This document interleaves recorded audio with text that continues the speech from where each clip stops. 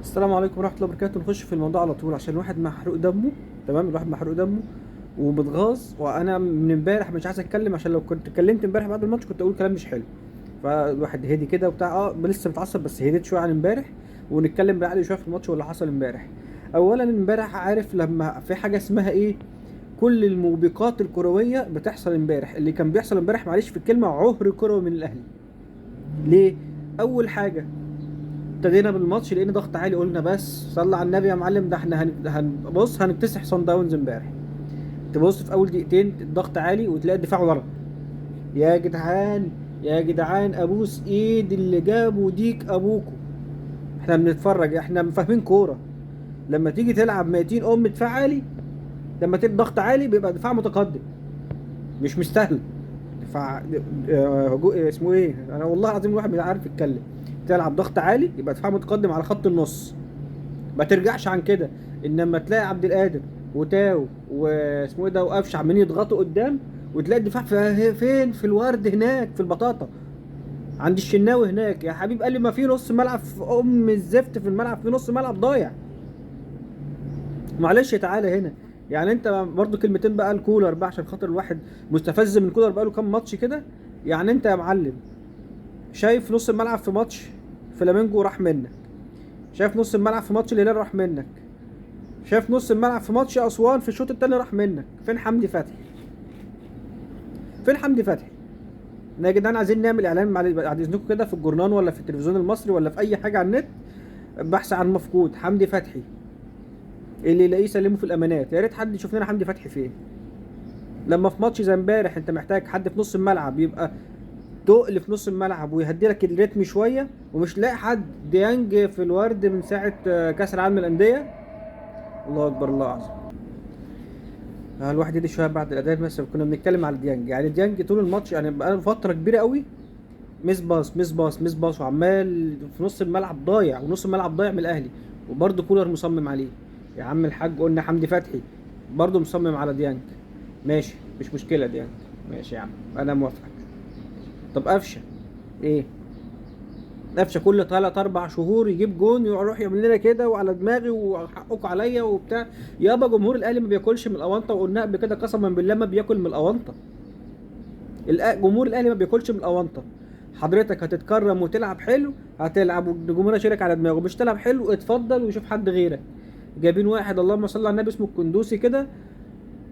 في امل، في امل، ومش هيبقى اوحش منك اكيد، مش هيبقى اوحش من قفشه.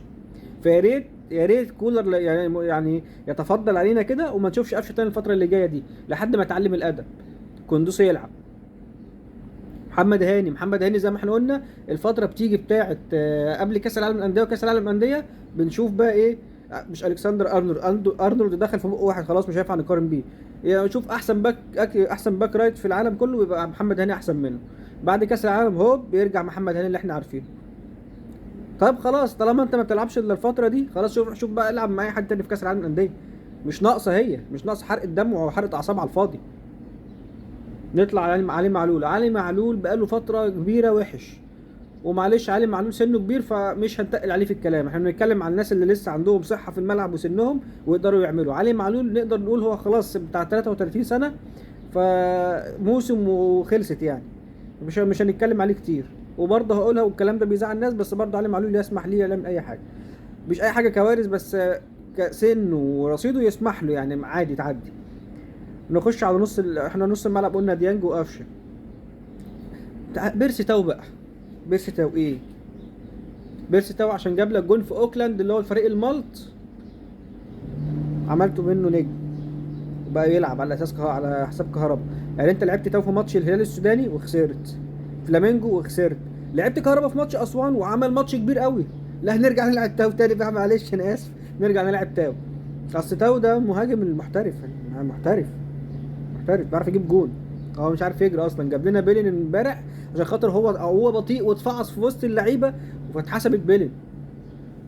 يعني فضلا من الحكم يعني حسب.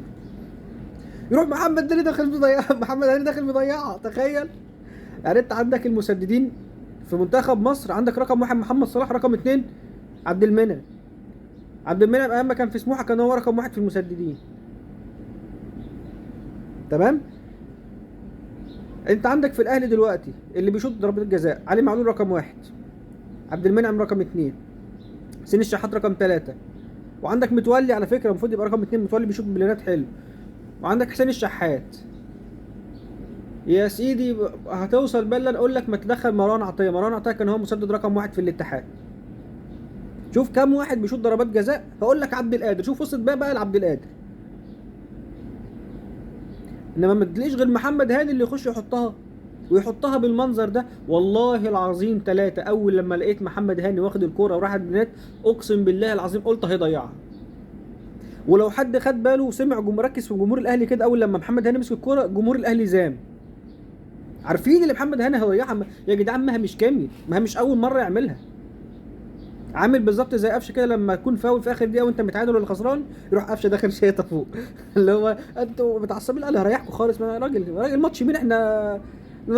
بس احنا فالحين نروح نطبطب على الناس بعد الماتش وعلى دماغي وعلى راسي وحكوا عليا. حاجات كتير امبارح غلط. يعني انت امبارح ربنا كرمك بالجون الاولاني من عبد المنعم عرضيه. كمل عرضيات بقى. لا معلش مش هنكمل عرضيات، هنلعب بقى على الاختراق. يا عم الحاج صن داونز والله العظيم ما عندهمش فكره في حته العرضيات. هم على الارض وحوش، انما عرضيات ولعب عالي ما فيش. انت امبارح تسيدت حته العرضيات دي. بس بقى اول ما جبت جون منها هنكملها؟ لا ما نكملهاش بقى خلاص. اللي هو بص احنا هنجلدكم، احنا جايين عشان احنا نحرق دمكم بس. ماشي ربنا كرمك في الجون التاني من حسين الشحات اللي هو كان عالمي امبارح وعامل اداء رجولي جدا، ومعرفش ايه السبب لحد دلوقتي اللي هو طلع. يعني تبقى جريمه الا لو ما كانش مصاب. خلينا بس مركزين في الحته دي، تبقى جريمه لو حسين الشحات طلع امبارح لو ما كانش مصاب. فيجيب جون وجون حلو قوي، ويجيب ياخد اللاعب على الثابته ويوقفه ويثبته ويروح حاططها في الضيقه، جون جميل جدا. انا كمدير فني بقى خلاص كسبان واللعيبه بتاعتي تعبانه، بس اهدى.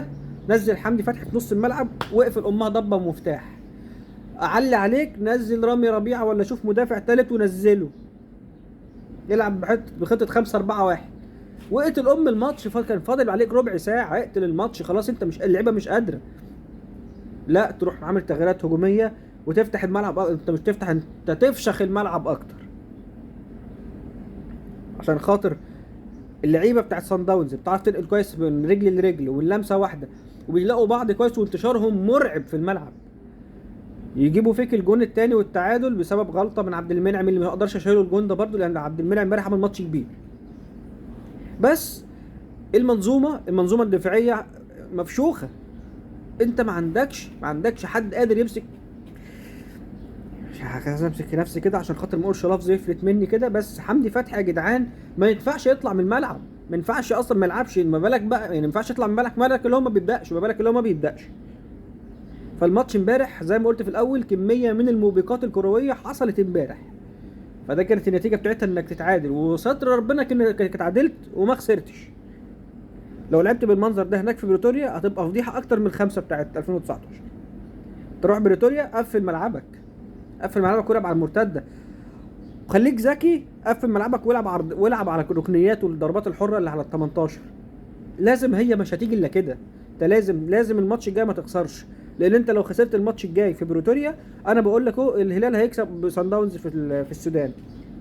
صن داونز هيبقى بالنسبه له معاه 10 نقط، هيروح المعلم مكبر دماغه، اروح كسبت ما كسبتش انا كده مش عايز الاهلي معاه في البطوله. فانت فرصتك انك تتعادل يا تكسب في بريتوريا على صن داونز. عندك بقى تخلص القطن هنا وهناك والسوداني هنا، ده المفروض انا بتكلم في حاجه بديهيه. ال9 نقط بتوع ال3 ماتشات دول معاك، مفتاح الصعود في ماتش بريتوريا. خلصت نفسك يا ابن الحلال في بريتوريا يبقى انت كده تمام، ما خلصتش يبقى انت ايه، ريح بقى من افريقيا السنه دي وشوف لك حاجه تاني. مش عايز اتكلم كتير، وان شاء الله ربنا يكرم في الماتشات الجايه.